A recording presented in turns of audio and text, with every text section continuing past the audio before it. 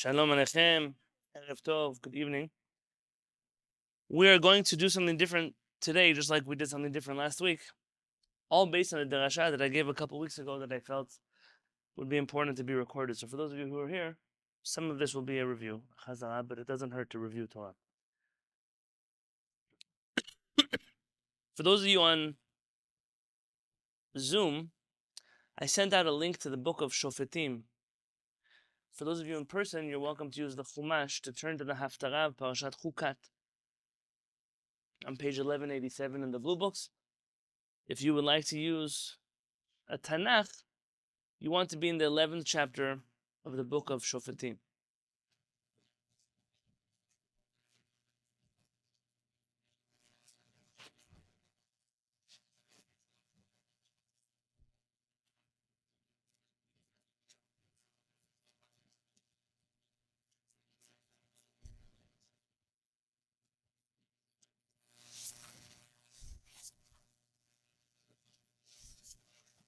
And so, today's shiur is going to be about a very interesting biblical personality. Let me ask you, your Tanakh, can I say it for a second? Achan, can we read the tikkun, please, from the Teva? This has come. Okay. Thank you. Close the door. Right.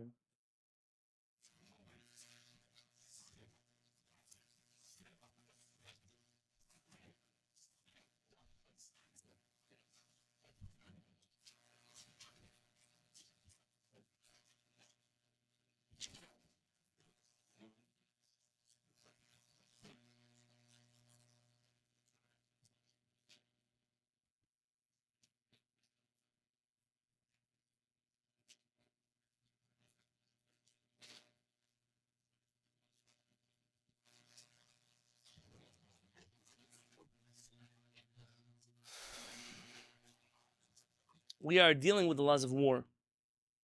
The laws of war. Achan, I want a chumash here.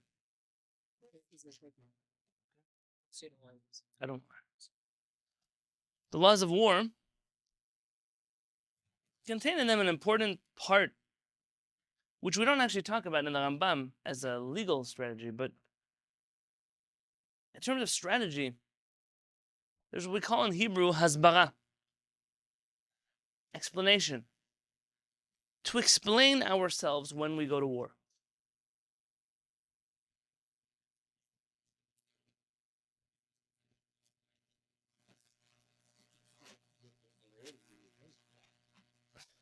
Right, but they're different words. To explain ourselves internally, why is it that we feel the conviction to go to war? And also, to the best of our abilities, explain to the people around us why it is that we are going to war, or what we can do to avoid going to war in the first place. Let's look here in the writings of the Nevi'im. You have a very rocky time in Jewish history. The Jewish people are transitioning leaders, and right before the Haftarah starts, the Jewish people are overachievers and doing bad things. It says, Vayosifu, this is after Pinchas, this is after...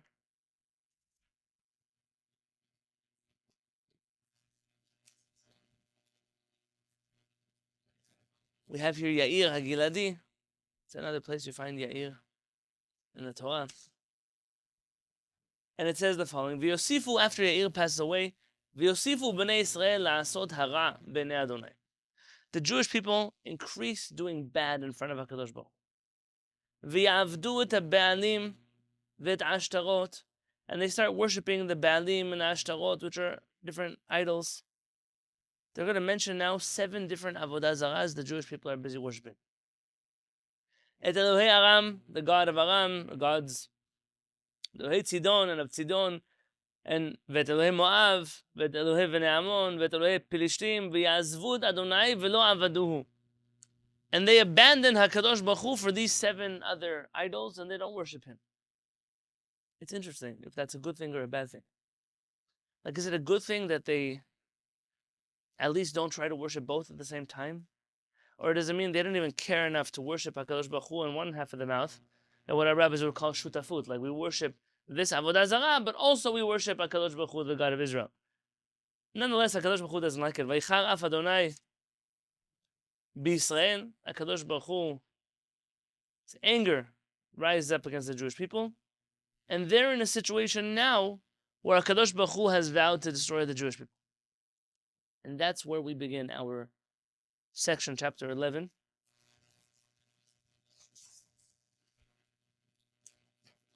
With a man named Yiftach. V'Yiftach HaGiladi haya gibor chayim. Yiftach HaGiladi was a strong warrior, real warrior. V'hu ben isha zona. And he is the son of a woman who is a zona. Very interesting that zona in the Torah does not always mean, in the Mikra, the same thing in every place. Zona has a few different connotations to it. We've obviously seen in art scrolls, Rachav HaZona is the innkeeper. By the way, they didn't make it up in the sense that Onkelos or Targum Yonatan, also in Aramaic, they translate the word. I think it's Rabbi Yonatan ben Uziel. He translates the word as pundekita. An innkeeper, either in the way that an innkeeper is available for hire, meaning there are rooms for hire.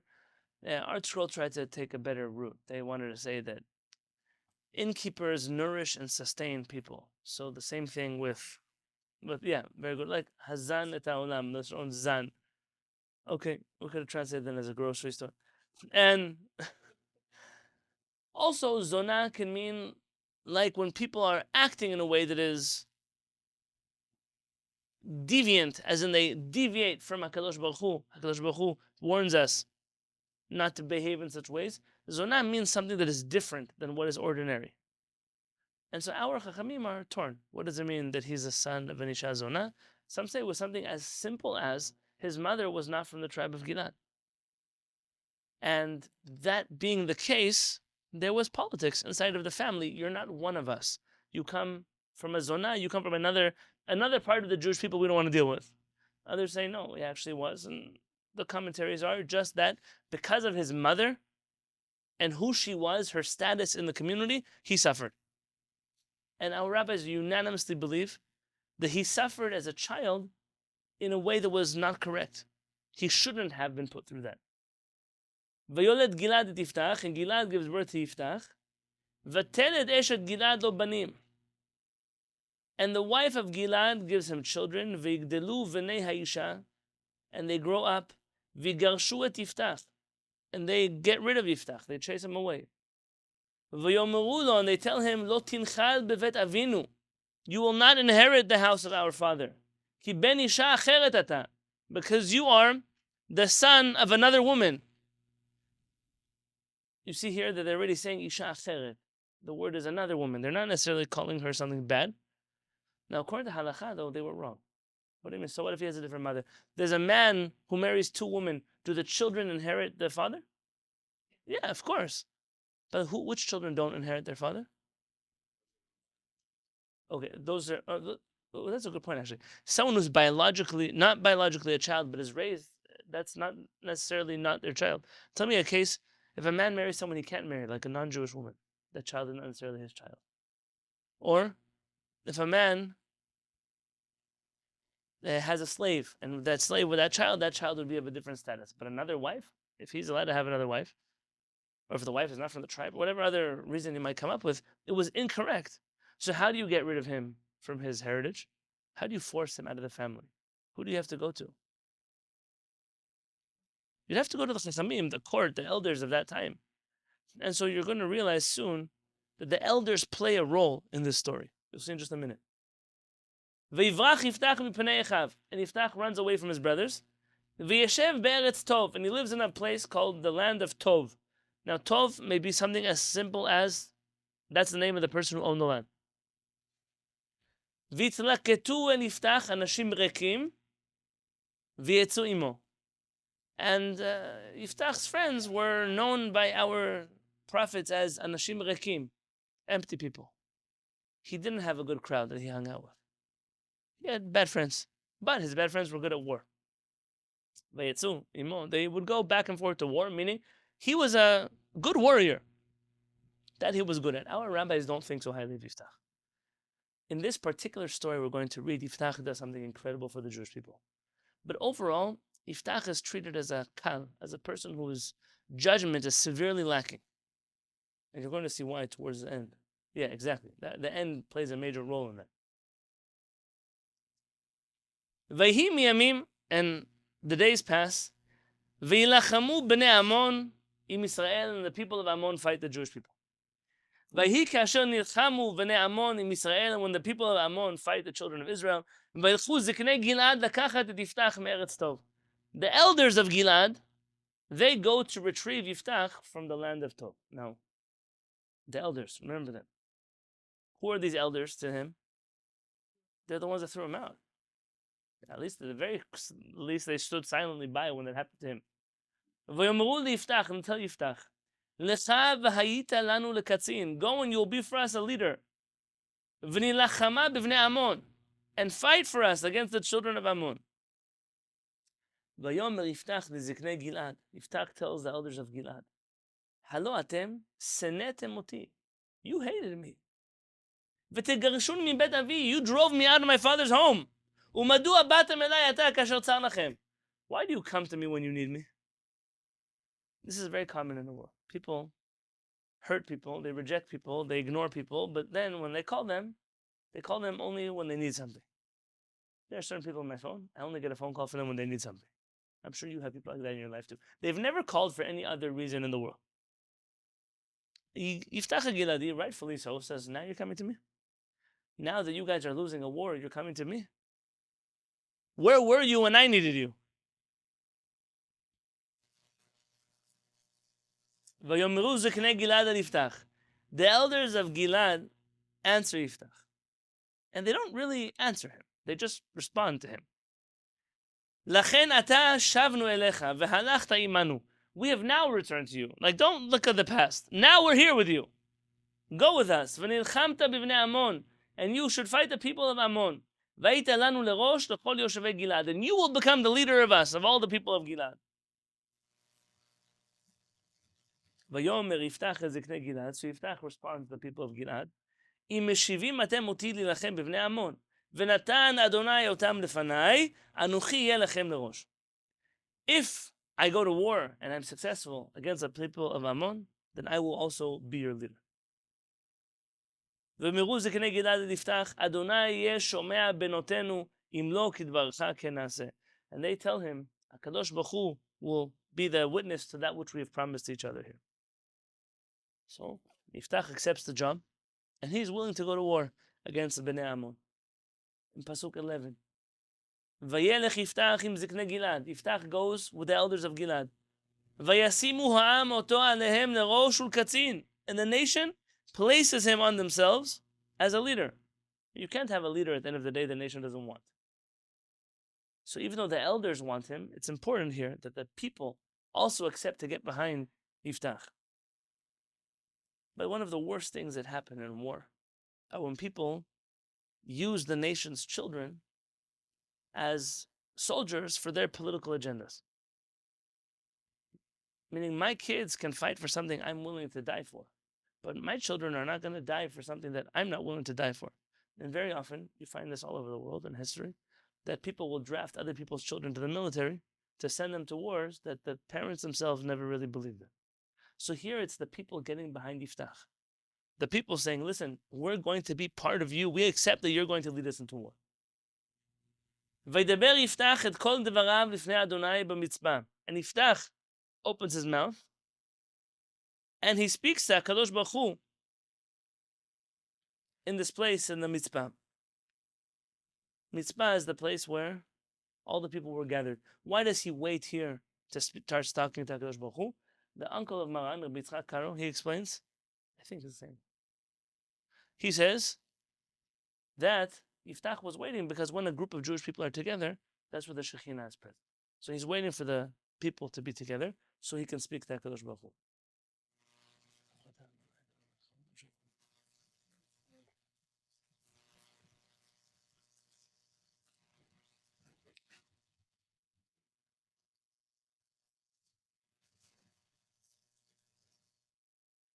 By the way, there are many places, many times in war, the Jewish people gathered here in the mitzvah. So there's a time where Yehoshua goes to conquer the kings. He gathers in the mitzvah. Also, Pilegesh Begivah, the famous concubine of Givah, that also they gathered together at war in the mitzvah.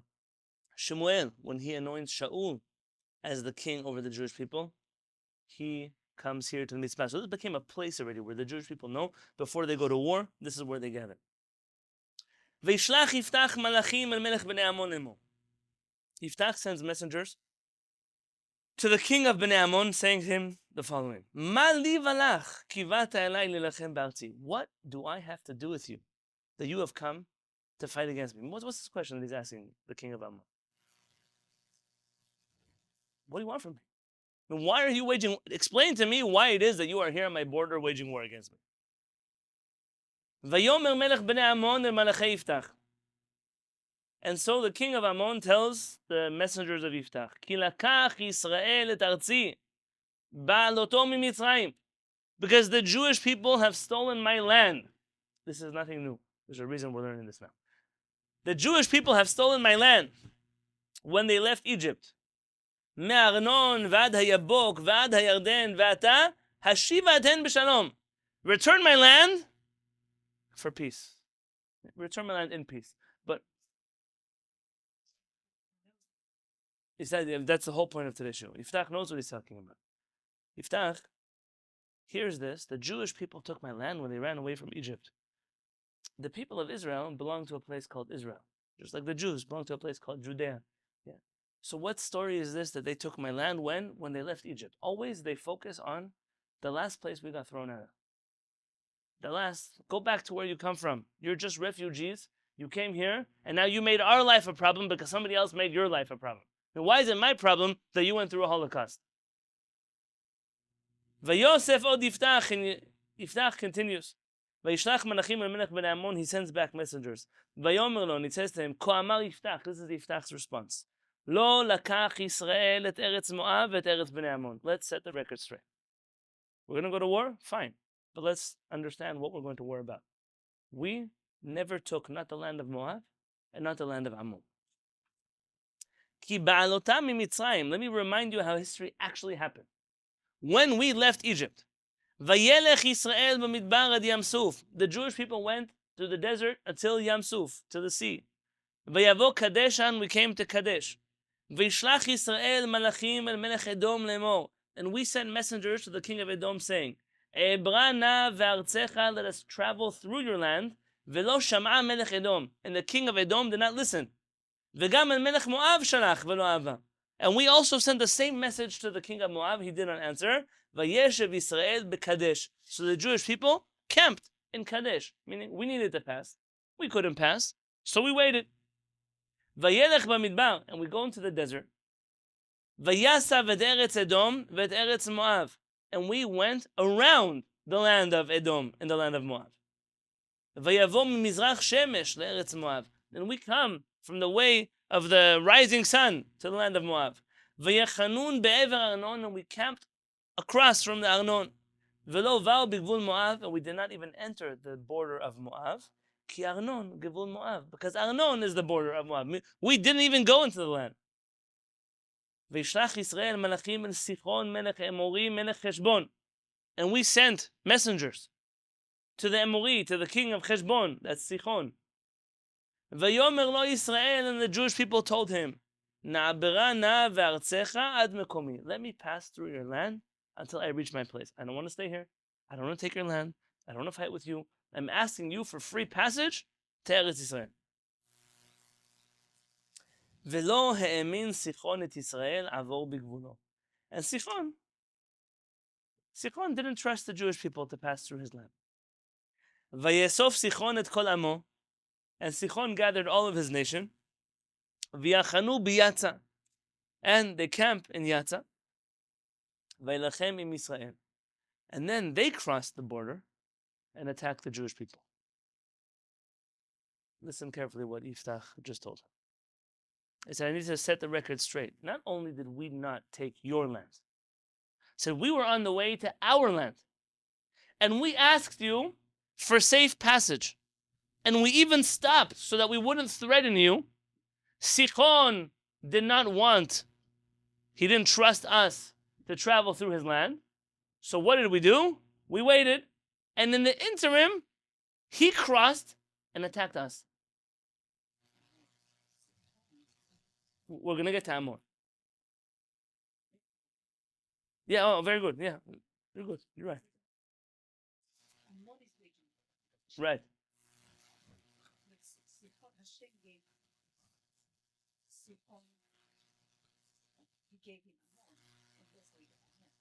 But good. Yeah. וירשו את כל גבול האמורי. No, I skip. No. ויתן אדוני אלוהי ישראל את סיחון ואת כל עמו ביד ישראל ויקום. And they waged a war against us. And they lost. One second.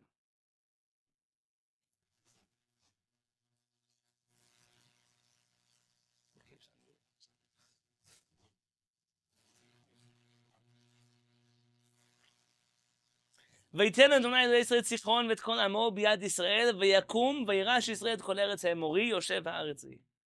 And so Sichon waged a war against us, and Sichon lost. He lost, and that's how the Jewish people got the land of the Amorim. וירשו את כל גבול האמורים מארנון ועד היבוק ומן המדבר ועד הירדן. And that's how we got the land, from Arnon to the Yabok and from the desert until the river. ועתה אדוני אלוהי ישראל הוריש את האמורים מפני עמו ישראל ואתה תירשנו. You want to go against the God of the Jews? The God of the Jewish people decided to give them land. And you think you're going to outdo God? There's an element here where Yiftach believes in the divinity of his mission. It's not enough to say, I wage war because I want to protect Jewish citizens of the state of Israel. That's one reason to go to war. There also has to be a belief in the divine right to the land that we are on. And as crazy as that might sound to the world and messianic as it sounds to the world, you know, the whole world knows that. The religious people of the world certainly know that. The Christians believe in the Tanakh. They know that Eretz Yisrael belongs to the Jews. Yeah. The Muslims believe in the Tanakh. Not really. You know, the logo I shared yesterday in New York. The logo, this war that we're fighting now, the Jewish people have changed its name. But the Arabs call this war Al-Aqsa flood. That's what they call this war. Yeah? Al-Aqsa flood. We changed it to Charavot Barzel. I don't know why. We're also fighting about Al-Aqsa. We just don't know we're fighting about it. They're fighting about Al-Aqsa. Now tell me, in the logo of the Al-Aqsa flood pioneers, that's a green logo with a soldier, and has verses from the Quran in it. The verses from the Quran say, surprise them through the gates and you will be successful in conquering the land. That's what the verse in the Quran says. And this verse from the Quran, this is amazing. This verse from the Quran refers to a passage in which the Jewish people are coming to the land of Israel. And they don't trust Moshe Rabbenu, the land of Israel will be good. And so the Quran says the Jewish people send 12 spies. The narrative of the 12 spies is a little bit different than our Torah narrative of the 12 spies. But the same part is true. 10 of the spies come back bad. And 2 of them there says 2 righteous men receive a promise from Allah who tells them, surprise them through the gates and you will be successful in conquering the land. So when Hamas is using verses from the Quran saying that they will be successful in conquering the land, they're appropriating Pesukim that talk about the Jewish people taking the land of Israel. A promise from God to the Jewish people found not in the Torah, found in the Quran. This is not something new here. Iftach is going back to the basics. You believe in God. I believe in God. We both know that HaKadosh Baruch Hu gave me the land of Israel. ואתה אדוני אלוהי ישראל הוריש את האמורים מפני עמו ישראל ואתה תירשנו הלא את אשר יורישך כמוש אלוהיך אותו תירש. Everything that Kemosh, your God, gives you, you will get. ואת כל אשר הוריש אדוני אלוהינו מפנינו אותו נירש. And everything that our God gives us, that's what we're going to have. So here's an important point. I'll make a point in just a moment. There's a famous story. Elchanan, you heard the story? There's an argument between a rabbi, an imam, and a priest. And they want to know, when the donations come into the community, You know this one? How they know which money to keep personally and which money to give to the synagogue. So the Christian says, not a problem. The priest says, I go outside to the parking lot.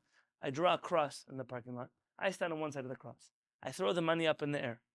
And whatever is for me lands on my side of the cross. Whatever is for the church, on the other side of the cross. And what's for God is for God. And what is for me is for me. The Imam says, I have a very similar system. I draw a crescent moon in the parking lot. I stand on one side. I throw up the money. Whatever lands on the other side is for God. Whatever lands on my side is for me. And they look at the rabbi. The rabbi says, I have a similar method. I draw a Star of David in the parking lot. I stand in the middle. And I throw up all the money. Whatever God wants, he holds on to. Whatever he doesn't, I keep. So this story, this story here is a it's a similar story. We all went to Batek and like that. Similar story here. He says, everything your God gives you, he'll give you. And everything my God gives me, I'm going to have. Now here's the best part. Rabbi David Kimchi, the Radak. Look what the Radak says. Radak says, Kemosh, this God Kemosh. V'hinehu haya Elohei Moav. He's not the God of Ammon. Kemosh is the God of Moab. That would be like me going to the Christian and saying, whatever Muhammad the Prophet promised you, you'll have. You got the wrong religion. Yiftach is making fun of him. So you only got this land because this land wasn't even given to you ever. It was given by Kemosh to Moab. You stole someone else's land, and you also stole their history while you stole their land. You're using names that refer to ancient civilizations in the past to which you have no connection. We are a Palestinian people from where? Belong to the land of Palestine, Philistine. I don't know names you threw out there. Come on, I mean, everybody knows you made up this history. Everyone knows the history wasn't even around. Forget from the founding of the State of Israel. The history has been around since the 60s at best, when you began to fabricate it. So how could you possibly stand here and use other people's history to tell us that we stole land? This is what's happening here. He's mocking him, Miftah. ואתה הטוב טוב אתה מבלק בן ציפור מלך מואב, הרוב רב עם ישראל, אם נלחם בם. Balak ben Sipor. Did you see that he ended up fighting with the Jews? What did he accept? He accepted the Jews won. Listen, you waged a war. You lost the war. You know what happens when people lose wars? They grow up. They say, we lost the war. That's what happens. Even Balak, who could have possibly waged a war on a spiritual level, on a physical level, he chose not to. He gave up. You should give up too. Are you better than him? And then he says something fascinating. בשבט ישראל בחשבון ובבנותיה וברעור ובבנותיה ובכל הערים אשר על ידי ארנון 300 שנה. The Jewish people have been living here for 300 years. ומדוע לא הצלתם בעת ההיא? Why was there no from the river to the sea under Jordanian occupation of the state of Israel? Why not? Why when the Turks were here, you didn't hear from the river to... Why when the British were here, nobody screamed from the river to the sea? When the Jews come, all of a sudden, from the river to the sea. I mean, where were you for the last 300 years? And just for a moment, where were we? All of the Al-Masris, Al-Baghdadis, all of the families that weren't actually here, that came from Egypt or Iraq or Syria, all of them came and then point a finger at us that we're immigrants. The chutzpah is not normal, and Yiftach is calling out on it. If you really thought you were right, then where were you for the last 300 years? Now there's another part. There's another important part here. I think it was Givat Ze'ev, but don't hold me to it. A few years ago, in Israel, in the middle of a neighborhood, was Givat Ze'ev? Yeah. There's a Beit HaKnesset, was built on land that one day an Arab man shows up to court that he has the deed to this land. Now, you should know, when Arabs show up at Israeli courts with deeds to land, it's a fascinating conversation because Israel has all kinds of crazy laws, such as, if someone comes to us from land with a Turkish deed under the Ottoman Empire, then we're going to run the court as if it's a Turkish court, not as if it's an Israeli court. Only Jews. Leave it to the Jews, that only we can do things like that. And so they decided that this land actually belongs to this Arab family. And so what should then be the next move of the people in a normal society? Fine. How much is the land worth? Let's pay you that money. Or, look, at the edge of the neighborhood, because Givat Zev ends somewhere, let's give you a plot of land that is worth exactly the same amount as your land. That's what you do in normal civilizations. No, not in Israel. In Israel, they bulldoze down the synagogue to give back the land to the people who claim the land was theirs. It's not a normal reality. How could you ever build something somewhere knowing that one day someone's going to knock on your door and take away your land? There's no normal society. We've been here for 300 years. What do you propose we do now? Said Yiftach. Right. You should everywhere. Everywhere is occupied territory. Don't listen to the story of. Of course. I'm on camera, so I'm being careful. But at the end of the day, if you look at every civilization, you're living on occupied territory now. Here, we are living. Torrey Pines is Kumi Island, no? That's why they say by the commencement stages we want to recognize that we are standing on stolen land. What is it? I watch Microsoft training videos. They say we recognize we're on stolen land. I was in Portland, Oregon. Oh, we recognize we're on stolen land. So what does it help you recognize you're on stolen land? You recognize, and now what about the people whose land you stole? They massacred them. But they're not all dead. They're there and they're still dying because nobody cares about them. We have in Shiviti a number of people with native background whose families suffer tremendously.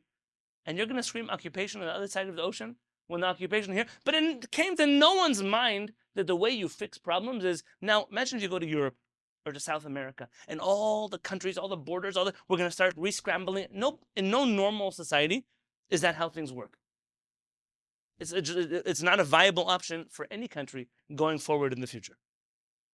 But somehow, in Eretz Israel, when it comes to the Jews, everybody's expecting to happen there what they would never do in their own land. Ever. And so he says, we're here. We've been here. You can't move us now. So what do you propose? And listen to the last sentence here. Yiftach tells him probably the most personal thing he could say. V'anochi lo chatati lach. I have not done anything wrong to you. I have given you Aza for 19 years. I've let you have your own country. I've let you do what you need to do to be a free people. And what are you doing? V'ata oseh iti ra'a lilachem bi. You've decided to repay my giving you independence by fighting me. Yishpot Adonai hashofet hayom ben bnei Israel uven bnei Ammon. May God judge between us, the people of Israel, and you, the people of Ammon. He makes 6 or 7 points here. He's trying to explain himself. There's no reason for us to go to war. What are you going to get out of this war? You have land. I have land. We've been here for hundreds of years. Just let's keep moving as good neighbors. I haven't fought you until today. Why are you starting a war with me now? Velo sham'a melech bnei Ammon el divrei Yiftach asher shalach elav. And Melech Ammon makes a tragic mistake for himself. And he decides not to listen. Not to listen to Yiftach that spoke to him at that time. Tell me.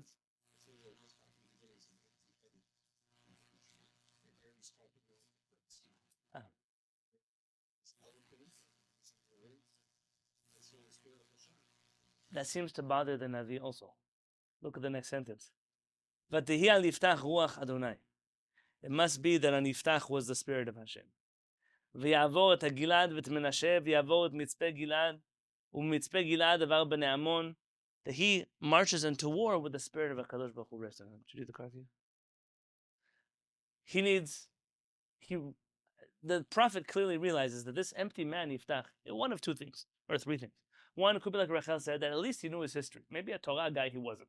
But you don't have to know the Torah to know how to respond to false claims that people make about you. He is more elegant than an empty person that you would think, right? In such terms. 2, I think that sometimes you find this throughout the Talmud, that when a person is called for a higher purpose, he's promoted now into the sphere of leading the Jewish people. It's not him anymore. he now becomes a spokesperson for not just the Jewish people, but for HaKadosh Baruch Hu. And a person who's open to receiving that kind of hashpa'ah, that kind of influence from the divine, I think that things like this happen to them. He's able to say the right things in the right place. But even if you ignore that he's a bad person, he's clearly like a rough warrior. Huh? He has value to him. And clearly, HaKadosh Baruch Hu put this man at the right place in the right time. Now, officially, the story should end here. It should end here. And I was going to end the shiur here, but in the beginning, someone mentioned the end. So let me talk briefly about the end.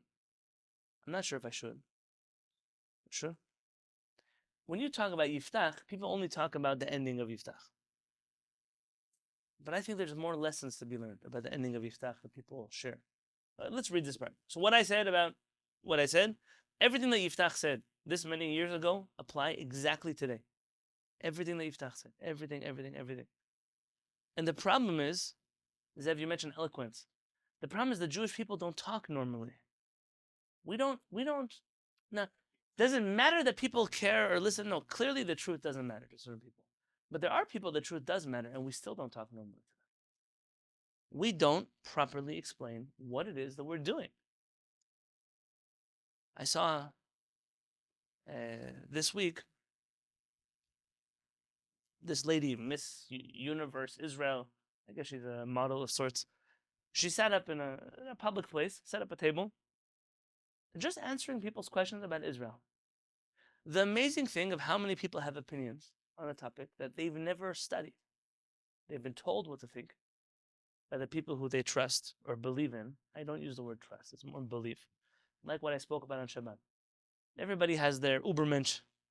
They have the people that they idolize, and those people tell them how to think. And that's all they do, is they, as intelligent as they are, as learned as they are, they're only allowed to think what the people who handle them tell them to think. And it's amazing how little we have done in sharing with people who know how to think things they need to know. Here, Vatiya liftach ruach Adonai. So he has the spirit of HaKadosh Baruch Hu. Pasuk Lamed 30. I don't know if it's still in the Chumash. Does the Haftarah end at a certain point? Where does it end? I think it goes a little more, no? Vaydar Yiftach neder l'Adonai vayomar, and Yiftach makes a vow to HaKadosh Baruch Hu, and he says, Im naton titen et bnei Ammon biyadi, if you give the people of Ammon in my hands, v'haya hayotzeh asher yitzehem middalte veti likrati, the first thing that comes out of my home towards me, Beshuvi v'shalom mi bnei Ammon, when I come back in peace from the people of Ammon, v'haya l'Adonai v'alitihu olam, it will be for HaKadosh Baruch Hu, and I will offer it as a sacrifice. What a stupid thing to say. Forgive me. What a stupid thing to say. I'm going to come home. If I come back in peace, the first thing that comes out of my house, I'm going to kill it for God. Who speaks like that? I mean, as eloquent as Yiftach is, you see his personality comes out here also. So, V'yavor Yiftach el bnei Ammon nilachem bam, he goes to war against the people of Ammon, V'yitinem Adonai biyado, and V'yitinem, he gives them into their hands. Vayakem me'aroer v'ad bo'acha minit 20 ir, v'ad avel kerami maka gedola me'od, v'yikanu v'nei Ammon b'pnei bnei Israel, and the people of Ammon ultimately fall to the people of Israel. And that, I think, is where the Haftarah ends. Yes? So let me read to you a few more pesukim from the Mikra. Vayvo Yiftach hamitzvah al beto. Yiftach comes back to the mitzvah, to his home. V'hine vito yotzet likrato. And walking towards him is none other than his daughter. Betupim uvimcholot. And she comes out with drums and musical instruments. They're all singing and dancing. What are going on there? V'rak hi chida. She is his only child. His only daughter. En lo mimeno ben ovat. And he doesn't have a son or a daughter. There's a significance to the fact that she's a daughter as opposed to a son. A son, possibly, he could have given to the Bet HaMikdash as a Kohen or something like that. Vayichiroto ota, and when he sees her, vaykrad begadav, and he rips his clothing. Why does he rip his clothing? He realized what a mistake. Regret is always the portion of stupid people. Stupid people make decisions incorrectly, always. They promise things too quickly, and then when they find out how bad it is, then they start ripping their clothes. Why rip your clothes? Just don't say stupid things before you go to war. Vayomer aha biti. And he tells his daughter, oh, woe, my daughter. Hachrea hichra'atini.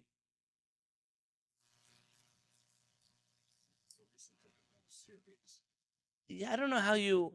A good English translation here. No, good, but what is like you forced me. Yeah.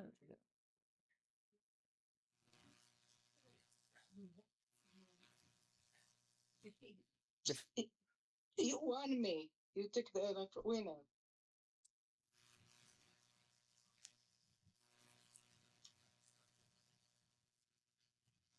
I'm not happy with the translation. Hachrea hichra'atini.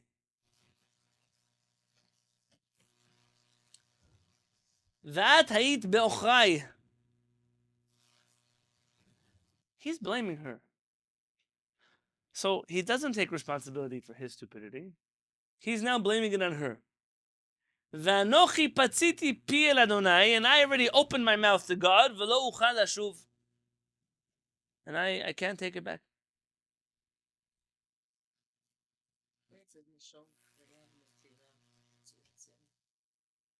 Yeah, I saw that.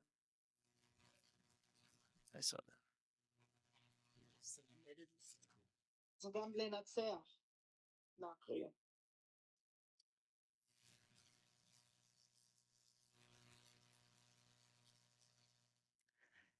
He's telling her, you're just as bad as the rest of my enemies who've undermined me in my life. You're forcing me to do this thing now that I don't want to do.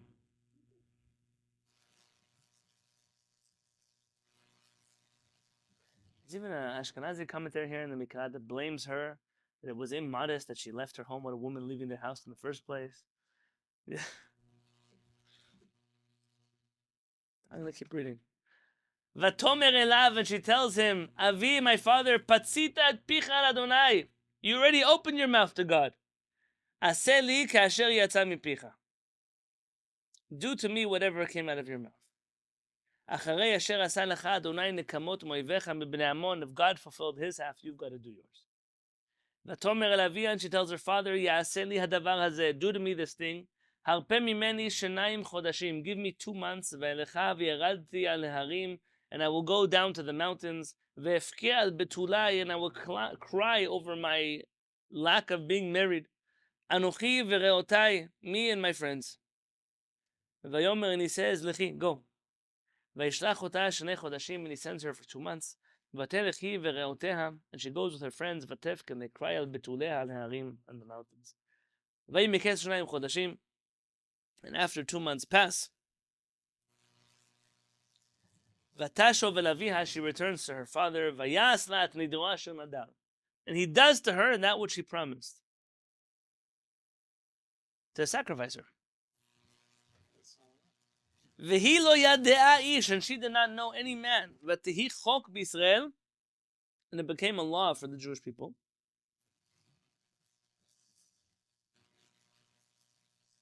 Seemingly, he didn't tell anybody why he did what he did. Miyamim yamima telachna benot Yisrael letanot levat Yiftach hagiladi 4 yamim b'shana. And it became a thing that Jewish women throughout the times would go for 4 days a year, and they would cry there by the daughter of Yiftach the Giladi. You not understand in the beginning why our rabbis consider Yiftach a person who's not the greatest of people? Kal shebakalim is low of the low. But what actually happens here in the story is fascinating, because it's a fascinating case study in how you read Mikra. Why cannot I know it? Just that is what he said. So now maybe let me read to you a little bit of our Chachamim. Okay, so first off, what actually happens here? Let me, if I can, I want to just pull up. I have in my phone some midrashim that I. It's not the only one who made that promise. He's simply the only one who Should have been honored on this in a good way.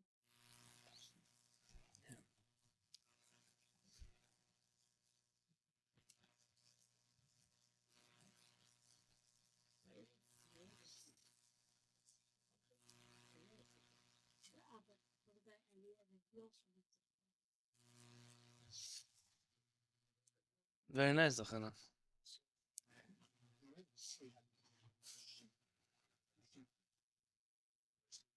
Yeah, he thought he was going to offer one of those animals that was coming out of his house.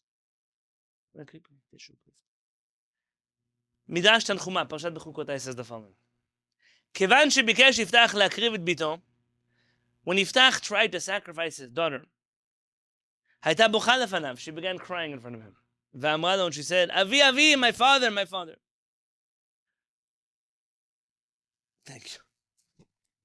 יצאתי לקראתך בשמחה, I came out to you in joy, ואתה שוחט אותי, and you're killing me? שמא כתוב בתורה, שהוא ישראל מקריבים נפשות בניהם על גבי המזבח? Does it say in the Torah the Jewish people should be sacrificing their children on the altar? אמר לה, he tells her, ביתי, כבר נדרתי.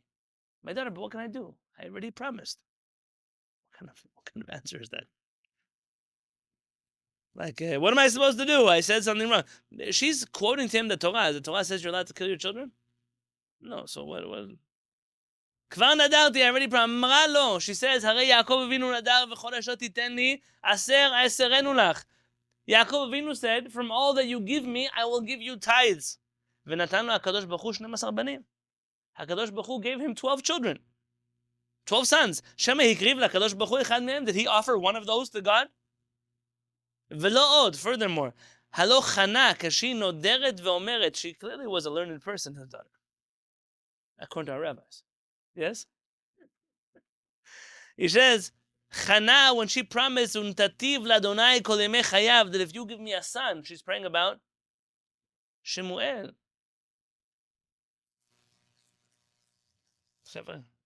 What book are we? Shoftim. I just want for them.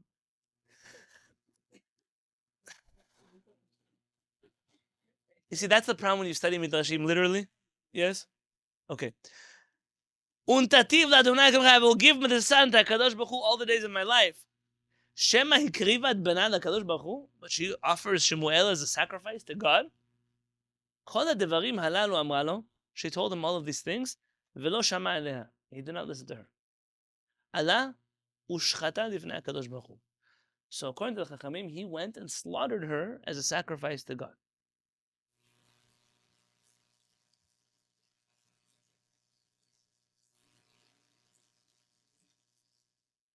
Now, our rabbis took it so literally that he killed his daughter. Chachamim in Vaikar Rabbah. Can you bring me one Vaikar Rabbah? It's right here. You can bring me the regular one. I see the English one. I don't want it. Regular Vaikar Rabbah is going to be to the right. Look, to the right of those books, under the Art Scroll Talmud. One bookshelf over, there's red books on the right. One says Vaikar.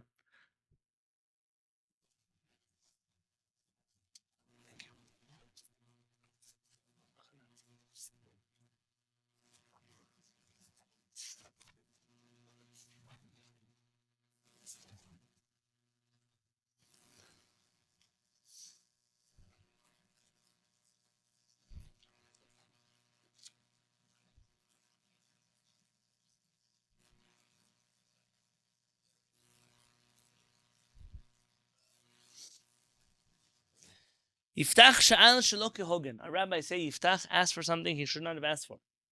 Did it incorrectly. He thought an animal would come out.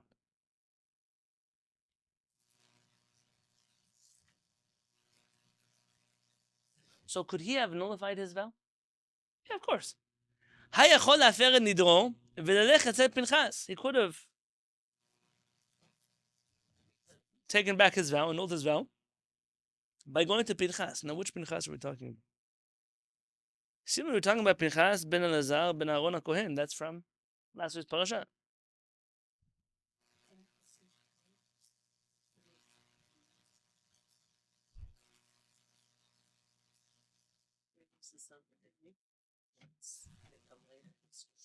He's right. They're not at the same time.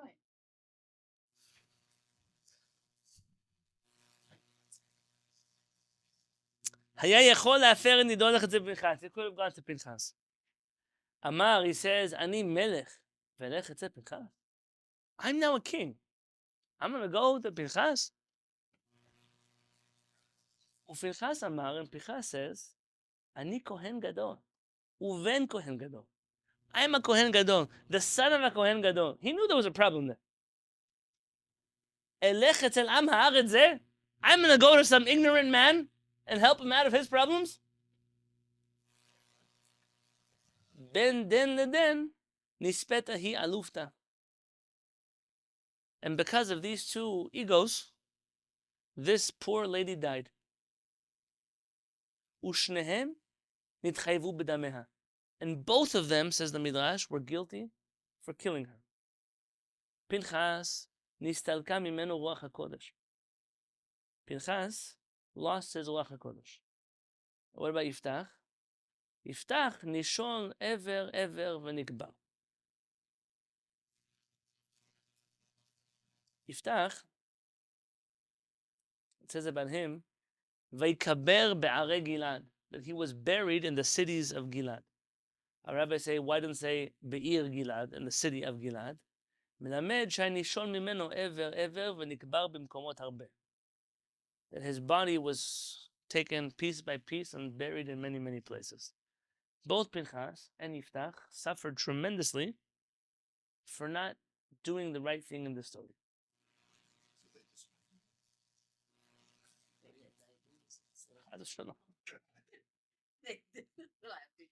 By the way, my wife is right. A commentary of the Midrash said he had some kind of disease which caused his limbs to fall off one at a time. And they used to bury them wherever they fell off. That's how he suffered the rest of his life.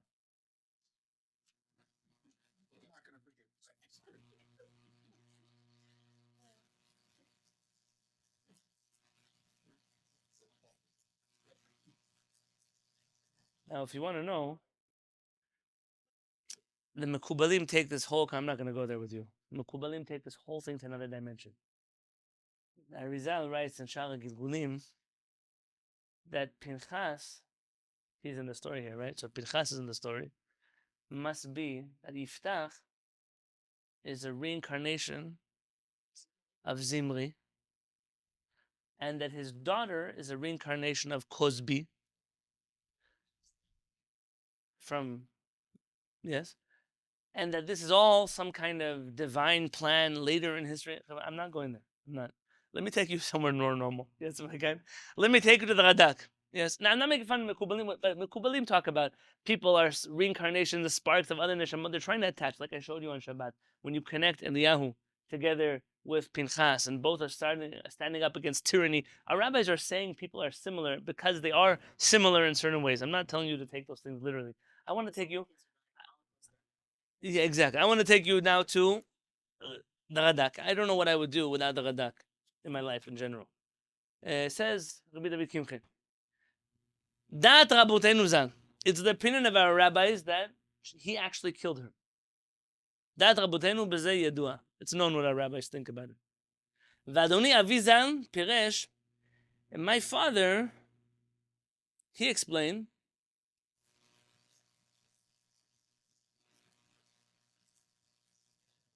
that there's an extra vav, vehalituhu, v'hayal Adonai, v'halitihu ola. That it would be for God, and I would offer him as a sacrifice. That the vav there, havav bimkom o, meaning, if it's fitting to be an olah, I'll offer it an olah, and if not, I will single out that person to be for God. Uchmo ze'avav, okay, he gives examples. V'yefeh peresh, and my father explained this well. V'chen yira ma'pasuk ki lo hamita, because the literal meaning of the verse says that he didn't kill her. Shamar v'yefke al betulai, she says, let me go cry about my virginity. She didn't say to go cry about my life. V'lo amra v'yefke al nafshi, leot, as a sign ki lo hamita, he did not kill her. Ach lo yada ish, but she never married a man. Kamo she'amar, like it says, v'hi lo yada ish, because she became holy for HaKadosh Baruch Hu, she was not able to be married.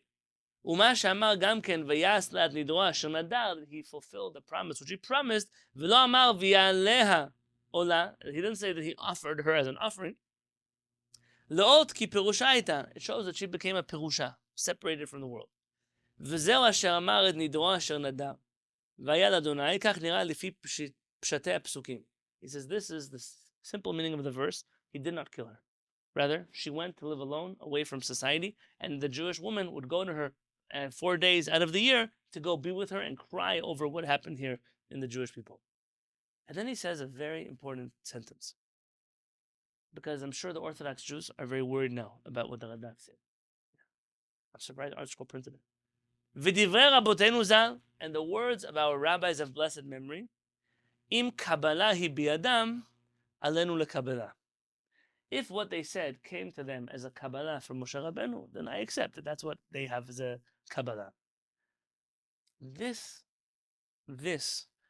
interpreting Pesukim not in accordance with Chachamim, so long as there is no halakhic ramification, is a classic thing that many Sephardic Chachamim do. Famously, Rabbenu Abraham ben Ezra, who else is more than him, all the time interpreting Pesukim opposite the way the Chachamim do. He mentions, Chachamim say this, but I feel A, B, C, D. Rabbi Yitzchak and Rabbi Abraham ben Ezra, they went out at this a number of times. But this is a normal thing. I cannot help but read the Pasuk differently than the way Chachamim did. And if you tell me that they, in this matter, have some Kabbalah from Moshe Rabbeinu, fine, what am I going to do? I can't argue with that Kabbalah. But if not, I think the Pesukim mean this. I think at the end of the day, Yiftach did something wrong. Maybe he doesn't end up killing his daughter. It would be quite unusual now to start introducing a human sacrifice into the Jewish people, and it goes like unmentioned. It happens, and then they keep moving to the next chapter. Nonetheless, it's important when you read Pesukim to do two things that we did tonight. The first, if there is something in the Nevi'im, and it's mentioned in the Nevi'im, the reason it's there, we say that there were hundreds of thousands of prophets. So why were these prophets canonized by the Sanhedrin? Because they have relevance for the future. I can't help but think that Yiftach HaGiladi's prophecy, meaning his words that he spoke clearly B'Ruach HaKodesh, the words that he spoke are more relevant to the Jewish people today than they ever were. And I've shared with you once before, if you look in the book of Maccabees, Simon the Maccabee, Shimon HaMaccabee, in Gaza, uses these words as part of his retort back to King Antiochus. We didn't steal this land, it's our land. And he, verbatim, omets HaKadosh Baruch Hu, but he mentions every single thing that Yiftach HaGiladi said. And the second is the second half, about Yiftach's daughter. It's very, very important that even when reading Pesukim, you always develop your own understanding of what is happening in the Mikra. Not to contradict Chachamim for the sake of contradicting Chachamim. But when a person learns Torah, and the whole time they study Torah, they turn off their brain, and they don't think for themselves, then very dangerous things happen when studying Mikra this way. Yiftach HaGiladi is proof of that. Yiftach, your daughter is bringing you Torah sources, telling you, you don't have to kill me. And what does Yiftach say? What can I do? What does Pinchas call Yiftach in the Midrash? I am a Kohen Gadol, the son of a Kohen Gadol. I'm going to go to this Am Haaretz. It doesn't matter, you're the king. You're a buffoon. And how do you know he's an Am Haaretz? Look what he does to his daughter. Whether it's that he kills her, or that he locks her up in a house for the rest of her life. But what's the worst part here? The worst part is two Jewish leaders, one clearly a righteous one, and one clearly an idiot. Both of them, because of their arrogance, because of their unwillingness to have a conversation about things that are important, what do they cause? They cause for Jewish people to die. Or, at the very least, for horrible things to happen to them. And I think that this message from that part of the story is the most important part. Our rabbis, whether she dies or doesn't die, whether she's killed or not killed, doesn't matter so much to me. As much as, look at the arrogance of two men and what it causes for this young woman to suffer. A woman that our Chachamim clearly thought highly of. A woman who clearly knew how to use Torah logic when arguing with her father. Was even respectful when she did it. Nonetheless, bad leadership is always going to harm the Jewish people. And next week we're going to go back to the Rambam's laws of war. But you have to remember, the Jewish people can only be successful at war when their leaders are good people who do the right thing. Yiftach was blessed by HaKadosh Baruch Hu. Maybe I should say better. The Jewish people were blessed by HaKadosh Baruch Hu. Right before they started Yiftach HaGiladi, the Jews temporarily stopped worshipping idols. So clearly they deserved for a moment that Yiftach HaGiladi would come out and save them. But Yiftach HaGiladi clearly didn't have enough merit to be a good leader in his own home. And sometimes you'll see that people can be incredible leaders for the public, and their personal lives are in shambles. Or people who are great leaders in their personal lives, you try to bring them into the public sphere, their life falls apart. You have to ask HaKadosh Baruch Hu always for guidance. And as Jewish people, don't ever take lightly that if we have bad leaders who do bad things, even stupid things, who can't keep their mouth in the right place, that horrible things will happen to us. And the other way is true. If we do the righteous things in the eyes of HaKadosh Baruch Hu, He should bless us. Hashiva shoftenu kevarishona, v'yotzenu kevatechila. He should give us back the righteous leaders like we used to have them.